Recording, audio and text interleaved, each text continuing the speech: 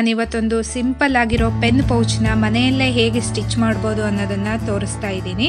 Cotton ಬಟ್ಟೆ ತೊಗೊಂಡಿದ್ದೀನಿ ಮತ್ತು ಕಾಟನ್ ಲೈನಿಂಗ್ ಪೀಸ್ನೇ ತೊಗೊಂಡಿದ್ದೀನಿ ಫ್ರೆಂಡ್ಸ್. ನಾನು ನೋಡಿ ಫ್ರೆಂಡ್ಸ್, ಕಾಟನ್ ಬಟ್ಟೆನ ಲೈನಿಂಗ್ನ ಎರಡೂ ಇಟ್ಕೊಂಡು 4 ಸೈಡು ಸ್ಟಿಚ್ ಹಾಕಬೇಕು. ಮತ್ತು ಜಿಪ್ಪು ಮತ್ತು ರನ್ನರ್ ತೊಗೊಂಡಿದ್ದೀವಿ. ಈ ಬಟ್ಟೆ ಅಳತೆ ಉದ್ದ 7 ಇಂಚಿದೆ ಮತ್ತು ಅಗಲ 8 ಇಂಚಿದೆ.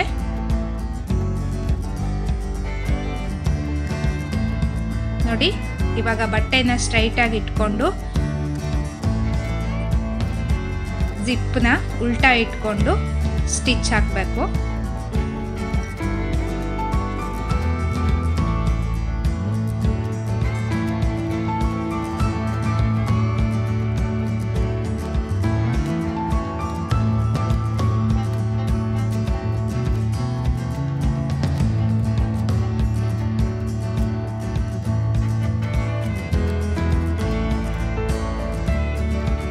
ಇವಾಗ ಎಕ್ಸ್ಟ್ರಾ ಇರೋ ಜಿಪ್ನ ಕಟ್ ಮಾಡ್ಕೋಬೇಕು. ಮತ್ತು ಜಿಪ್ನ ಇವಾಗ ಸ್ಟ್ರೈಟ್ ಇಟ್ಕೊಂಡು, ಅಂದರೆ ಕರೆಕ್ಟಾಗಿ ಗ್ರಿಪ್ ಬರಲಿ ಅನ್ನೋ ಕಾರಣಕ್ಕೆ ಮೇಲ್ಗಡೆಯಿಂದನೂ ಒಂದು ಸ್ಟಿಚ್ ಹಾಕಬೇಕು.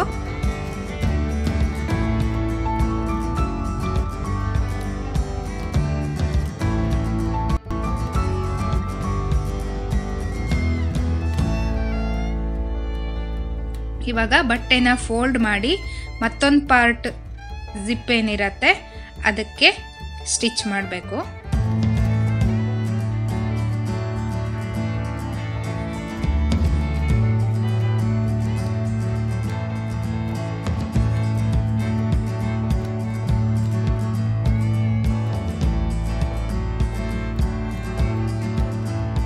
ನೋಡಿ, ಇವಾಗ ರನ್ನರ್ನ ತೆಗೆದಿಟ್ಕೋಬೇಕು ಮತ್ತು ಜಿಪ್ನ ಓಪನ್ ಮಾಡ್ಕೋಬೇಕು.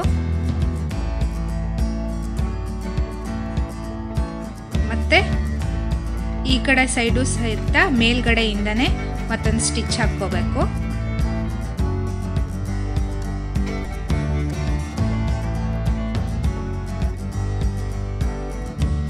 ಇವಾಗ ರನ್ನರ್ನ ಅಟ್ಯಾಚ್ ಮಾಡಬೇಕು.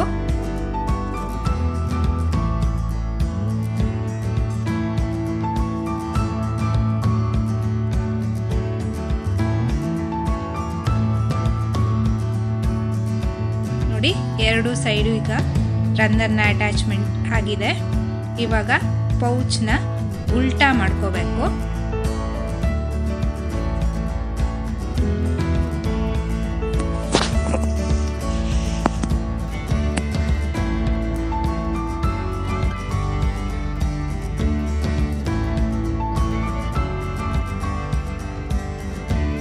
ಉಲ್ಟಾ ಮಾಡಿಕೊಂಡು ನೋಡಿ, ಈ ಕಡೆ ಸೈಡು ಸ್ಟಿಚ್ ಹಾಕಬೇಕು.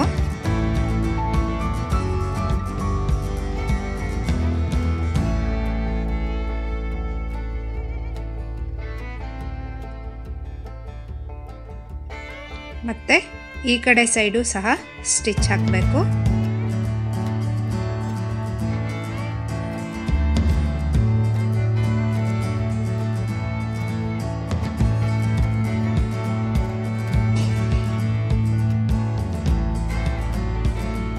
ಎಕ್ಸ್ಟ್ರಾ ಬಂದಿರೋ ಥ್ರೆಡ್ನ ಕಟ್ ಮಾಡ್ತಾ ಇದ್ದೀವಿ.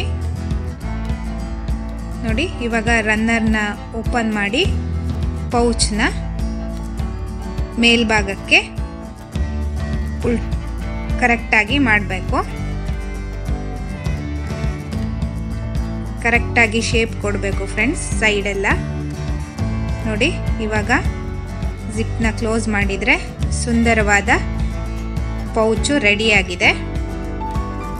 ಇದರಲ್ಲಿ ಪೆನ್ನು ಪೆನ್ಸಿಲ್ಲು ಹಾಕಲ್ಲ. ಮಕ್ಕಳಿಗೆ ನೀವು ಸುಂದರವಾದ ಪೌಚ್ನ ಮನೆಯಲ್ಲೇ ಈ ರೀತಿ ಮಾಡ್ಕೊಳ್ಬೋದು ಫ್ರೆಂಡ್ಸ್. ನೋಡಿ, ನಾನಿಲ್ಲಿ ದಾರದ ಉಂಡೆ ಮತ್ತು ಕಟರು ಎಲ್ಲ ಹಾಕಿ ತೋರಿಸಿದ್ದೀನಿ. ನೋಡಿದ್ರಲ್ವಾ ಸುಂದರ ಪೌಚ್ನ ಮನೆಯಲ್ಲೇ ಹೇಗೆ ಸ್ಟಿಚ್ ಮಾಡೋದು ಅಂತ. ನೀವು ಇದೇ ರೀತಿ ಪೌಚ್ನ ಸ್ಟಿಚ್ ಮಾಡಿ ನಿಮ್ಮ ಮಕ್ಕಳಿಗೂ ಖುಷಿ ಆಗುತ್ತೆ. ಮತ್ತೆ ಮುಂದಿನ ವಿಡಿಯೋದೊಂದಿಗೆ ಭೇಟಿಯಾಗೋಣ. ಬಾಯ್ ಬಾಯ್.